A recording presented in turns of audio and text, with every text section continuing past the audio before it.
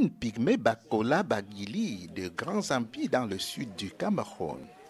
Elles sont ainsi quelques âmes innocentes ce 5 juin 2016, tenues entre les mains de parents, assis à même le sol, les pieds posés sur des bambous de Chine qui serviront bientôt d'instruments de musique. Les pygmées Bakola Bagieli constituaient en 2012 une population estimée à 1077 âmes. Ils sont inégalement repartis dans 27 campements dans la région et sont victimes d'une exploitation d'écosystèmes effectuée par des Bantous et des multinationales. Leur pauvreté peut se mesurer à l'aune de cette bâtisse de leur chef de campement. Malheureusement, nous avons une propension des sociétés qui sont en train de dénaturer, c'est-à-dire le milieu ambiant des pygmées. Ce qui fait qu'aujourd'hui, le pygmée ne se retrouve plus. Certes, il est difficile. Vous savez, pour le sédentariser, c'est aussi très difficile.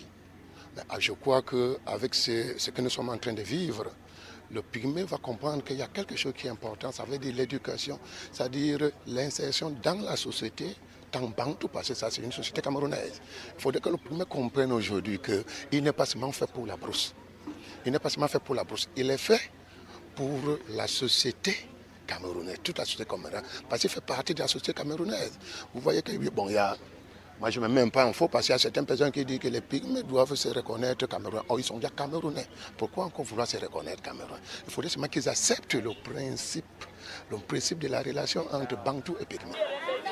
Ces pygmées sont ici mobilisés parce qu'ils viennent de faire l'objet d'une thèse de doctorat sous le thème « Gestion traditionnelle des écosystèmes forestiers par les pygmées Bakola Bageli et voisins Bantous face à l'exploitation néocoloniale au sud Cameroun ».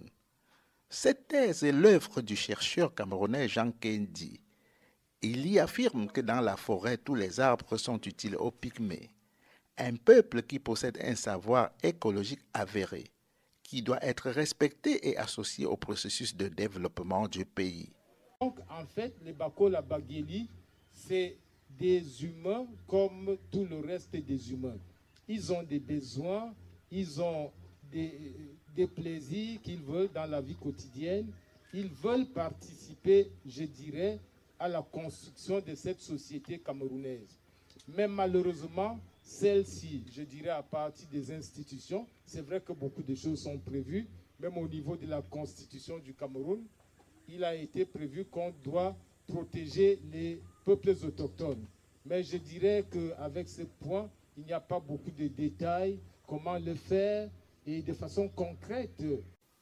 En effet, malgré les lois nationales et les conventions internationales, les pygmées ne sont pas associés aux décisions concernant leur milieu de vie. L'impact de la gestion néocoloniale des écosystèmes leur est mortel. Au centre du Cameroun, par exemple, dans la plaine Tikar, l'une des ethnies pygmées, les Bédjang, a déjà presque disparu, sous l'action et le regard incompatissant du reste du monde. Il n'en resterait plus que 250 âmes environ. Que ces sociétés comprennent qu'avant d'entrer dans des forêts, qu'ils aient des discussions avec des pygmées, parce que les pygmées se perdent quand il y a des exploitations. Alors ils ne sont plus, vous voyez qu'ils n'ont plus d'arbres, ils n'ont même plus de feuilles. Voilà pourquoi vous les trouvez aujourd'hui, ils meurent facilement maintenant, alors qu'à l'époque, le pygmée était l'homme qui mettait exagérément long. Justement parce qu'ils n'ont plus les écorces, ils n'ont plus leurs feuilles. Hein, pour se faire soigner, pour se nourrir, pour tout. Vous voyez que les eaux sont polluées, vous voyez par là, par-ci, par-là. Ça veut dire que ces sociétés qui amènent des trucs, qui exploitent la forêt, qui exploitent, c'est-à-dire le sous-sol, ils ne tiennent pas compte qu'il y a d'abord des populations qui y vivent. Hein, en l'occurrence, les pygmées. Bon, maintenant, après l'exploitation, vous voyez un peu ce que ça traîne. Ça traîne, hein, il y a des sociétés qui utilisent des produits dont la radioactivité est élevée. Alors demander donc aux pygmées de vivre dans cet environnement, c'est impossible. Voilà pourquoi les pygmées sont en train de disparaître. Aussi nous ne faisons rien. Franchement, ils vont disparaître. Voilà pourquoi je lance un cri d'alarme, c'est-à-dire à toute la société camerounaise, au pouvoir public, de faire quelque chose, d'amener cela à plus de conscience par rapport à l'exploitation. Le candidat dénonce l'exploitation forestière et la création des grandes plantations qui ne contribuent pas à l'épanouissement de la vie des pygmées, lesquels pygmées ont su depuis des millénaires exploiter la nature en la protégeant. Lorsqu'on sait, professeur Ngol, l'historien, nous l'a dit tout à l'heure, ces peuples ont depuis la nuit des temps exploité ces écosystèmes forestiers. Mais les historiens, anthropologues, ethnologues et autres qui étudient ces sociétés depuis beaucoup de temps ont constaté, les archéologues ont démontré que les populations habitaient ici depuis des millénaires. Pourtant, on nous dit ici que nous sommes dans le milieu de forêts vierges, ce qui est tout à fait faux. Les Pygmées ont réussi à, excusez-moi le terme, à dévierger savamment ces milieux sans toutefois laisser les traces de leurs activités. Donc, chapeau à ces gens qui ont su tirer de la forêt ce dont ils avaient besoin. Ils n'ont pas vendu la semence comme beaucoup de gens le font. Après 3h30 de soutenance et d'échange avec les 9 membres du jury, Dr Jean Kendi peut attendre les résultats pour son habilitation ou pas. Les travaux sont suspendus par professeur Charles Binam Bikoy, président de ce jury, qui prononcera donc le verdict en ces termes.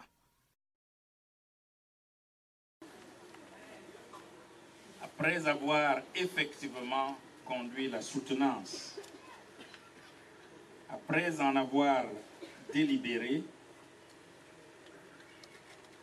décide d'accorder à M. Nkendi, sur la base de sa thèse intitulée « Gestion traditionnelle des écosystèmes forestiers par les Pygmées Bakola Baguéli et voisins bantous face à l'exploitation néolibérale au sud Cameroun », décide, disions-nous, de lui accorder la légitimation avec mention très honorable et les félicitations du jury.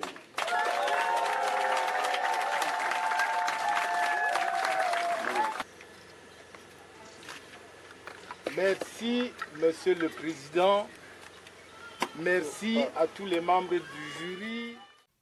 Il est 15h45 lorsque le rideau se referme sur cette soutenance inédite de thèse de doctorat. Nous sommes au bout de 24 années de recherche ayant commencé depuis la jeunesse d'étudiants en histoire et archéologie de Jean Kendi, 54 ans aujourd'hui, à l'ancienne université de Yaoundé au Cameroun.